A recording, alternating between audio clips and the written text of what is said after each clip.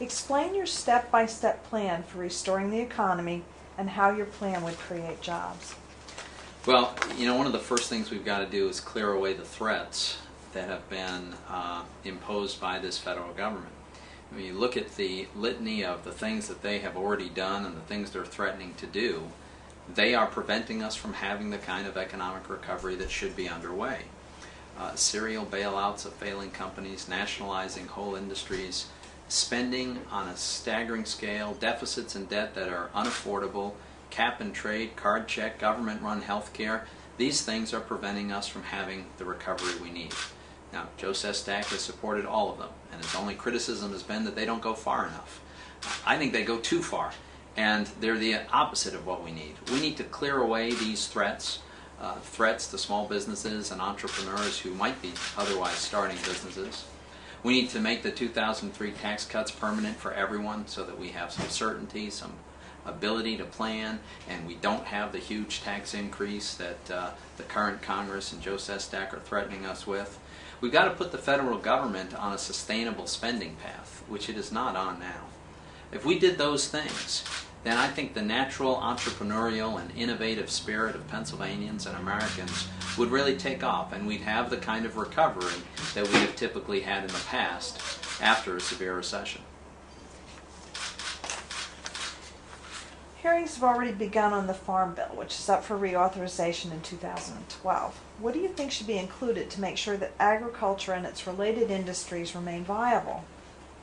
Well, I think we've got a lot of federal policies that make it hard to have a viable agriculture here in Pennsylvania. The EPA has been very aggressively really hounding a lot of our agricultural interests. Even the Department of Transportation is making things tougher on farmers who need to drive a tractor. The death tax is a huge threat to the family farm because, as you know, so much of the value of a family farm is not in the form of cash deposits sitting at the bank that can be sent to pay off this onerous tax, but rather it's the value of the land. And so often when the patriarch of a family dies, the family has no choice but to sell the farm just to pay the death tax.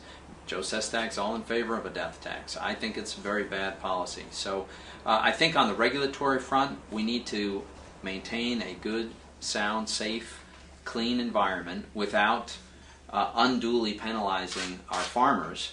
And I think the Farm Bill, we've got to take a real hard look at where this money is going. There's huge amounts of money that just go to the giant agribusiness companies with huge mega farms in the Midwest and in the Deep South. And it makes no sense for taxpayers to be subsidizing those operations. The Social Security Trust Fund is expected to start paying out more than it's taking in within the next few years. What options do you think should be explored to address the problem? Which is your favorite right now, and why? Well, the most important thing to remember is that anybody who's already retired or close to retirement has to get all the benefits they were promised without any changes whatsoever. And I have long adamantly insisted on that. In fact, when I was in the House, I co-sponsored legislation that would make it out of order for Congress to even consider legislation that would in any way cut the benefits of senior citizens. So that's important, item number one. But anybody who takes an honest look at the system knows that in its current form, it's not sustainable for future generations. And that's why I've advocated that young workers get an opportunity in a reformed Social Security program to, if they choose, to accumulate some savings as a way to provide a portion of their retirement benefit.